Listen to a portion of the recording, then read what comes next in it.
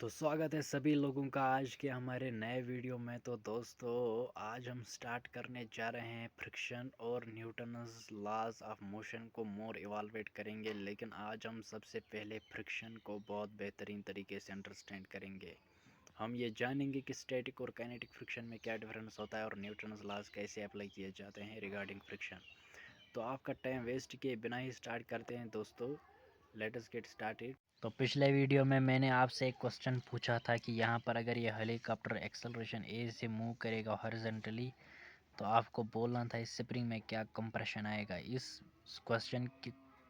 Question पर हम last में आएंगे। तो सबसे पहले हम डिस्कस करेंगे फ्रिक्शन को। तो देखो फ्रेंड्स, मैंने एक टग ऑफ वार बना दिया है। यहाँ पर ये दोनों इस रस्सी को खींच रहे हैं अपनी तरफ, एक रफ सरफेस पर दोनों है।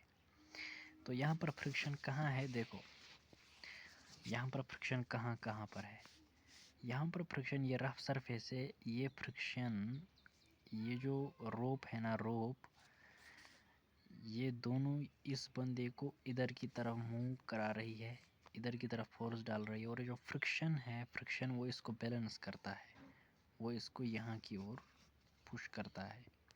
तो यहाँ न्यूटन्स थर्ड लॉ और फ्रिक्शन। अब फ्रिक्शन के दो टाइप्स होते हैं फ्रेंड्स। एक हो गया स्टैटिक फ्रिक्शन।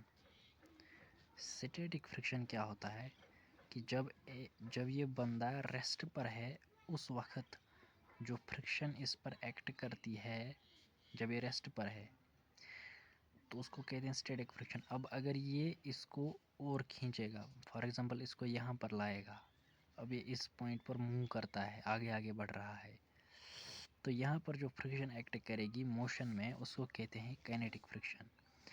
तो स्टैटिक फ्रिक्शन एक ऑब्जेक्ट पर तब एक्ट करती है जब वो रेस्ट पर होता है। काइनेटिक फ्रिक्शन जब वो मोशन में होता है। Kinetic friction is when is motion.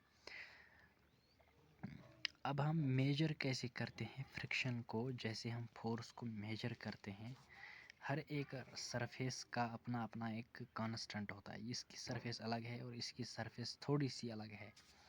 तो सरफेस का नेचर जो है वो डिफरेंट है। सरफेस का नेचर डिस्क्राइब करने के लिए हमने इंट्रोड्यूस किया मैथमेटिकली एक कोफिशिएंट म्यू, इसको कहते हैं कोफिशिएंट ऑफ फ्रिक्शन। अब अगर स्टैटिक फ्रिक्शन होता है तो हम लिखते हैं म्यू एस, अगर काइनेटिक फ्रिक्शन है तो हम लिखते हैं म्यू के। तो ये काइनेटिक फ्रिक्शन का हमें एक रफ सरफेस का एक नेचर बताता है। डिफरेंट सरफेस का डिफरेंट काइनेटिक फ्रिक्शन होता है। लेकिन फ्रेंड्स, एक और बात है जो बहुत ज़्यादा इम्पॉर्टेंट है, वो ये कि जो नॉर्मल फोर्स होता है, मतलब अगर इस बंदे का वेट बहुत है, वज़न बहुत है इससे, तो इसको मूव करना बहुत मुश्किल हो जाएगा। लिहाजा फ्रिक्शनल फोर्स दो चीज़ों पर डिपेंड करता है। एक होता है नॉर्मल रिएक्शन, मतलब यहाँ पर जितना इसका वेट होगा उतना ही उस पर नॉर्मल रिएक्शन होगी अर्थ के द्वारा। तो फ्रिक्शनल फोर्स हम एफ से डिनोट करते हैं। अगर स्टैटिक फ्रिक्शन है तो हम लिखते हैं म्यू एस एन। एन होता है normal reaction, normal force by the earth. Normal force इधर यहाँ है, normal force on this body. जितना इसका वेट ज़्यादा होगा उतना ही नॉर्मल फोर्स ज़्यादा होगा, तो उतना ही ज़्यादा फ्रिक्शन होगा। जितनी रफ सरफेस होगी उतनी ही ज़्यादा फ्रिक्शन होगी। फ्रिक्शन और किसी चीज़ पर डिपेंड नहीं करती है। फ्रिक्शन एक स्टैटिक कंसेप्ट है, ये डायनामिक नहीं है। जैसे कि हमने वहाँ पर पढ़ा था कि फोर्स टाइम पर डिपेंड करता है, मास पर डिपेंड करता है, वेलोसिटी पर डिपेंड करता है। लेकिन फ्रिक्शन एक स्टैटिक, फ्रिक्शन या तो स्टैटिक हो सकता है या काइनेटिक, लेकिन फ्रिक्शन का नेचर ओवरऑल स्टैटिक है।